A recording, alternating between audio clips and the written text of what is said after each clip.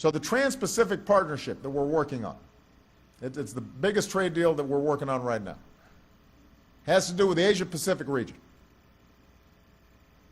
And it reflects our values in ways that, frankly, some previous trade agreements did not. It's the highest standard, most progressive trade deal in history. It's got strong, enforceable provisions for workers, preventing things like child labor. It's got strong, enforceable provisions on the environment, helping us to do things that haven't been done before to prevent wildlife trafficking or deforestation or dealing with our oceans. And these are enforceable in the agreement. And Nike operates in the Pacific region, so they understand the competitive pressures they're under. Nike has factories all around the world. And let's face it, Mark, I think, doesn't mind me saying it, that some of these countries, they don't have the standards for wages and labor conditions that we have here.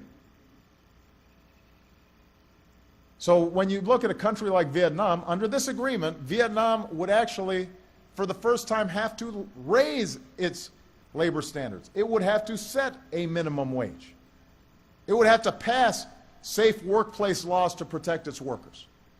It would even have to protect workers' freedom to form unions for the very first time. That would make a difference. That helps to level the playing field, and it would be good for the workers in Vietnam, even as it helps make sure that they're not undercutting competition here in the United States. So that's progress.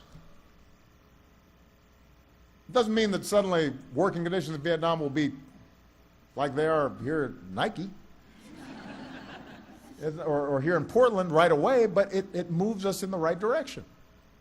And if Vietnam or any of the other countries in this trade agreement don't meet these requirements, they'll face meaningful consequences. If you're a country that wants into this agreement, you have to meet higher standards. If you don't, you're out. If you break the rules, there are actual repercussions. And that's good for American businesses, American workers, because we already meet higher standards than most of the rest of the world. And that helps level the playing field. And this deal would strengthen our hand overseas by giving us the tools to open other markets to our goods and services and make sure they play by the fair rules we help write. The truth is, we have one of the most open markets in the world. Folks are already selling stuff here. We got to be able to sell there. That requires us to enter into trade agreements to open up their markets.